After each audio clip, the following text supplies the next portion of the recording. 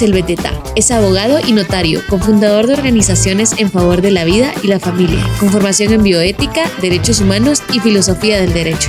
Junto con su esposa, es líder de grupos de evangelismo en su iglesia.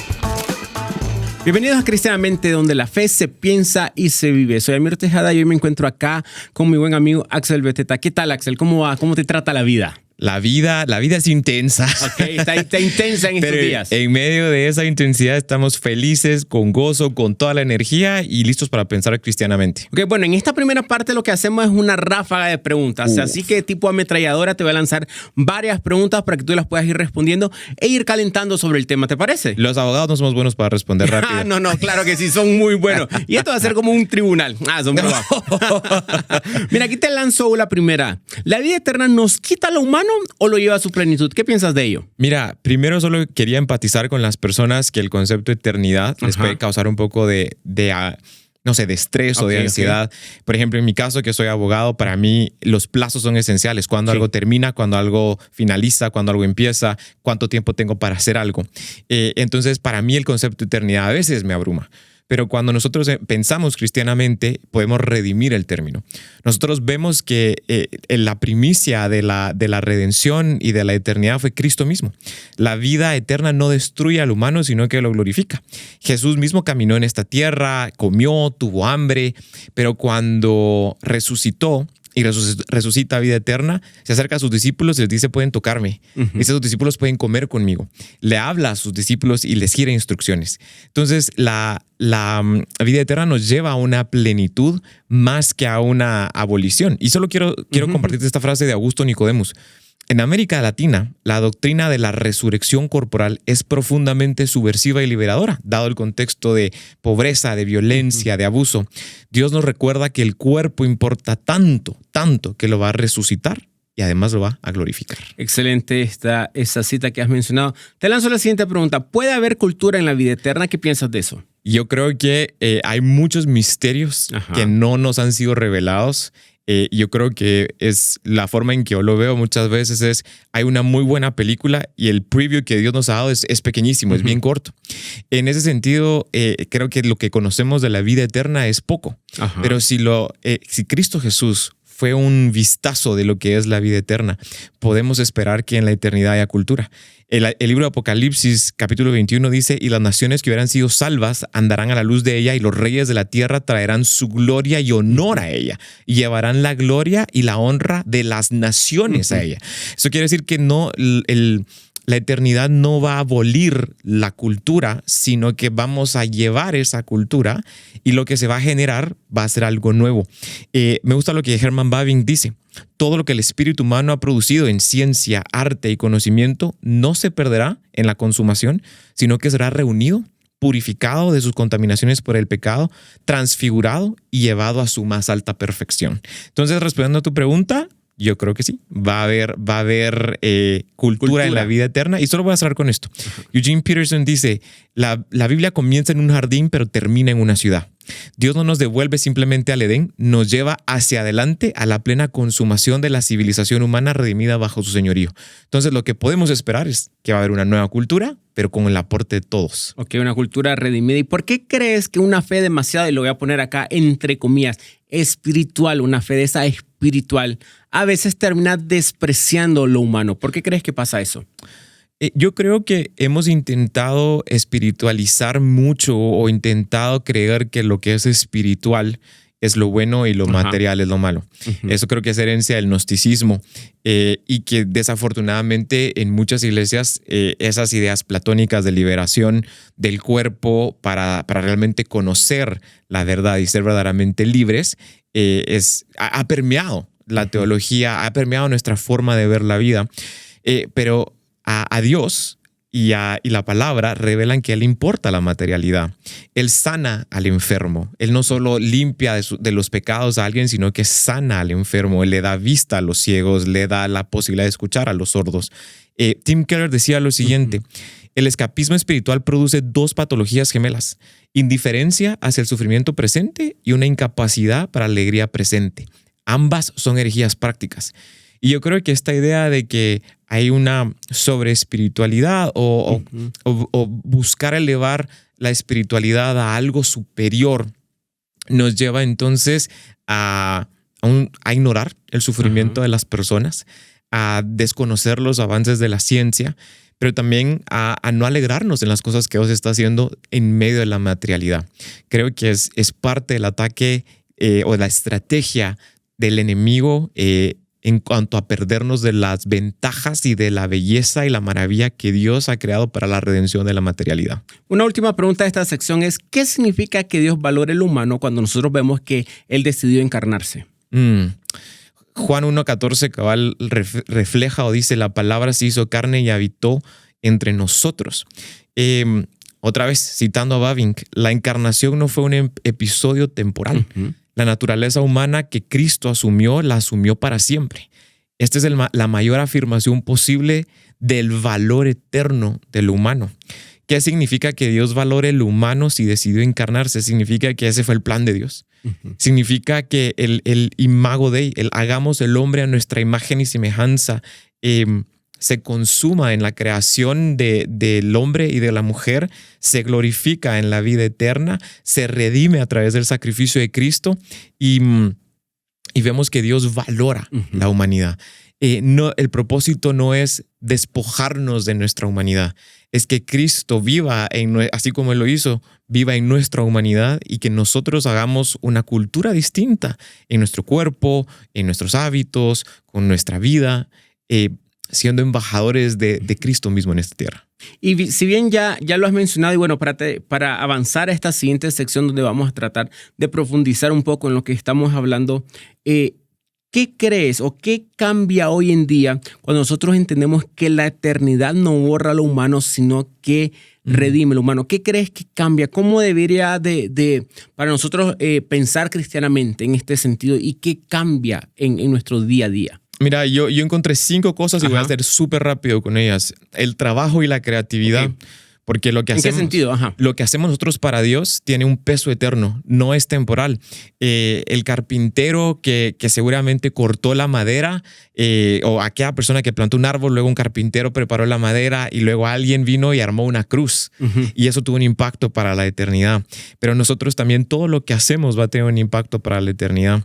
Dejamos de pensar en que el trabajo que estamos haciendo es para nuestro jefe, para nuestro salario, para el fin de mes, sino que tiene un castigo. O que es un castigo, sino que es una forma de darle gloria a Dios. Número 2, la espiritualidad encarnada transforma nuestra vida. No huimos del mundo, lo salvamos. No somos agentes separados, pero sí le traemos sal y iluminamos donde hay oscuridad. El Espíritu nos capacita para trabajar con excelencia, amar en las dimensiones del humano, y eso nos lleva a amar profundamente, a perdonar radicalmente, a enojarnos con ligereza, o sea, a tener la misma forma de actuar de Dios, ser lentos para la ira y ser sacrificiales en nuestra generosidad. La tercera cosa es la esperanza concreta, porque hay cosas que en la tierra tal vez vamos a perder, ya sea nuestros dones, nuestras capacidades, nuestro tiempo, nuestras habilidades, pero podemos esperar que en la eternidad eso va a ser redimido. El músico que perdió el oído va en el cielo volver a escuchar. El pintor que perdió la vista va a poder volver a pintar en el cielo. El que estaba lejos de aquel que amaba se va a reencontrar con él. La dignidad.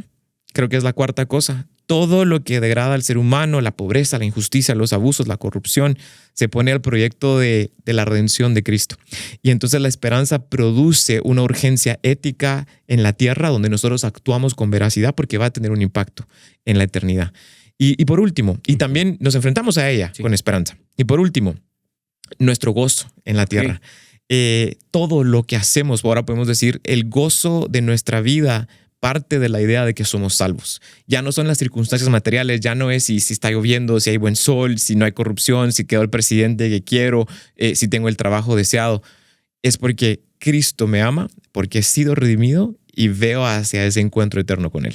Excelente lo que mencionas, y mientras tú hablabas recordaba este tema de que la resurrección es como ese ápice de luz de que otro mundo es posible, de que otra realidad es posible. Y cuando nosotros estudiamos el texto bíblico y cuando nosotros nos sumergimos en él dentro del contexto cultural, dentro del contexto histórico y todo lo demás, nosotros podemos ver que ese destello de un futuro diferente, un destello de una esperanza diferente, le da la resurrección. Y nosotros como cristianos es nuestra esperanza como tal, la resurrección de Jesús y nuestra resurrección, porque ese hecho de que Jesús haya resucitado nos da esa esperanza de que Jesús está redimiendo, que Dios ha redimido todas las cosas. Así es, y yo creo que hay veces que nosotros descalificamos las utopías, pero creo que las utopías son solo pequeñas semillas que están en nuestro corazón y en nuestra mente, como ese preview, ese adelanto de cómo va a ser el cielo o de cómo va a ser la eternidad. Sí. Porque todos soñamos con el día donde no haya dolor, donde no haya aflicción, soñamos con el día donde podamos reencontrarnos con nuestros seres queridos, pero también el poder tener total vulnerabilidad sin ser juzgados. Y el cielo es precisamente eso. Sí, esa es esperanza que nosotros tenemos. Y ahí entra un elemento interesante porque muchas veces, y lo hemos discutido en otro episodio del podcast, que está el riesgo de tener una visión escapista. Anhelar tanto el cielo que nos olvidamos de lo que tenemos que hacer en el aquí y el ahora. Entonces eso es algo muy importante lo que tú estás mencionando, porque si bien nosotros vivimos sobre esa esperanza, pero es una esperanza que nos invita a actuar en el día a día, a generar algún cambio acá y ahora. El activismo cristiano lleva no a ser un lobista político, sino a transformar la cultura. Sí. Creo que han sido varios los movimientos donde Cristo viene pronto y por lo tanto las personas dejan de estudiar, venden todos sus bienes, dejan de cuidarse, dejan de casarse o de perseguir una relación porque si ya todo se va a acabar, entonces ¿para qué? Pero al contrario, nosotros vemos que Cristo mismo vino a esta tierra y dijo, ok, anuncien que el reino de los cielos se ha acercado. Sí. Pero como consecuencia de ello, vayan y sanen enfermos, limpien leprosos, echen fuera demonios, resuciten muertos y de gracia den lo que de gracia han recibido. Entonces, lo que Cristo nos está llamando es a tener los ojos puestos en Él, con esperanzas en la eternidad, pero con una transformación activa en la tierra. Correcto, y eso que tú mencionas que obviamente es el sermón de la misión en Mateo 10, bueno, también se repite en otro... Mateo 17. Mateo 10, sí, se repite en otro evangelio, pero también es conectable con Mateo 24, 25, donde están las famosas parábolas de la vigilancia, porque normalmente eso se ha conocido como el sermón escatológico, el sermón del futuro, pero cuando uno lo lee, mira, a mí es chistoso leer el inicio de este sermón en Mateo 24, 25, porque Jesús está platicando con sus discípulos, están viendo los edificios de Jerusalén y los discípulos le dicen, mira qué hermoso esto. Y Jesús les dice, qué bonito, sí, pero saben que no va a quedar piedra sobre piedra. Y ellos se interesan, ¿y cuándo va a pasar esto? Y ellos empiezan a hacer preguntas, ¿qué señales va a haber? ¿Qué es esto? Y ellos están interesados, tienen una curiosidad sobre el futuro, pero Jesús, como se dice popularmente, los batea. Jesús más bien les dice, yo soy la señal es el Hijo del Hombre. Así y luego les da estas parábolas que tienen que ver con el aquí y el ahora, con el cómo actuar, si bien no se sabe cuándo va a venir el Señor en el contexto de las parábolas y en referencia a Jesús, no sabemos cuándo va a regresar, pero eso no implica que nos tiremos ahí panza para arriba y bueno, que este mundo se vaya, sino más bien que trabajemos activamente. Así es. Yo creo que mucho de la problemática que hoy vivimos y porque la gente no cree en Cristo Jesús es por la pasividad de los cristianos ante las diferentes injusticias que existen en el mundo. E incluso nosotros hemos conversado junto con mi esposa Isabel. Ella creció en Europa. Y en Europa la evidencia de tu fe son tus obras. Interesante. Entonces te preguntan, bueno, tú eres cristiano, y bueno, ¿y qué has hecho? No te preguntan bueno, y contame más, ¿qué crees? ¿Qué has hecho tú? En ese sentido, creo que cuando nos encontremos en el cielo, parte de la pregunta es esa. ¿Qué hiciste con los talentos que yo te di? Sí. ¿Qué hiciste con aquellas personas que te permití compartir de mi evangelio, compartir de mi verdad? Alzaste la voz por los que no tienen voz, porque me viste sin ropa y me diste, me vestiste, me viste con hambre y me diste de comer, me viste con sed, me diste de beber, estaba en la cárcel, me visitaste. Entonces yo creo que el mejor evangelismo y creo que la mejor cultura apologética que podemos tener es vivir los mandamientos de Jesús. Abriendo nuestra puerta de nuestras casas, abriendo o colocando un plato más en la mesa y compartir con aquel que lo necesita, con aquel que está perdido, con aquel que está solo. Ya bien lo dice esta frase famosa, predica el evangelio siempre y cuando sea necesario, habla. Yo creo que son las dos. Yo no estoy 100% de acuerdo porque si nosotros nos callamos, hasta las piedras van a hablar. Entonces, creo que es abrir tu mesa y hablar, conversar, no te calles. Yo me he dado cuenta que el mensaje del evangelio es lo que el mundo necesita escuchar. Yo lo he compartido en el programa de radio, pero tenemos unas camisas en Crux que tienen una frase y yo un día me la llevé al gimnasio y de repente alguien me dice, por favor, ¿le puedo tomar una foto a tu camisa? Y no saben el peso de lo que están leyendo, pero dijo, esto es lo que necesito escuchar hoy o lo que necesito para mi vida hoy. Entonces sí, estoy de acuerdo, hay que predicar con nuestras acciones, pero también no desperdiciemos las oportunidades de hablar. Sí, y ahí es donde hace eco mucho esto, lo que también has mencionado, y el eco a Mateo 5, no sé, menciona que nosotros somos sal y luz, y al final menciona, así alumbre vuestra luz delante de los hombres para que traigan gloria al Padre. Al final todo lo que nosotros hacemos es eso, traer gloria al Padre, es la oración del Padre nuestro, también venga tu reino, hágase tu voluntad, y cómo traer ese cielo a la tierra. Hay un escritor latinoamericano que habla de eso, cómo nosotros podemos con nuestros actos traer el cielo a la tierra, y eso lo hacemos a través del poder ayudar al prójimo, el amar al prójimo, a poder tratar de vivir una vida que sea consciente con los valores del reino, porque al final es lo que predicamos, el reino de los cielos se ha acercado y lo hemos visto palpable en los milagros, lo hemos visto palpable en la vida de Jesucristo y lo hemos visto palpable también en la creencia que tenemos nosotros de que Jesús ha resucitado. Axel, un reto que le dejas a las personas que nos están escuchando, a esta gente joven que está escuchando este podcast, quizás ahí en el gimnasio, conduciendo, que lo están escuchando por la radio también. ¿Cuál es el reto que les deja con esta temática que nosotros tenemos de pensar cristianamente, pero sobre todo de ver que también Jesús, que nuestro Dios redime la cultura? Yo creo que es abrazar nuestra finitud, sabiendo que tenemos el tiempo contado en este lado de la eternidad, y que la eternidad no es el fin del humano, es su amanecer definitivo. La pregunta es, ¿qué vamos a llevar a la eternidad? ¿Qué impacto estamos teniendo del lado de la temporalidad que va a resonar en la eternidad? Así que aprovechen el tiempo, saquen el jugo al tiempo, pero con vistas a la eternidad. Así que este ha sido su podcast Cristianamente, donde la fe se piensa, pero sobre todo se vive. En nombre de Axel Beteta, soy Amir Tejada y nos vemos en el siguiente episodio.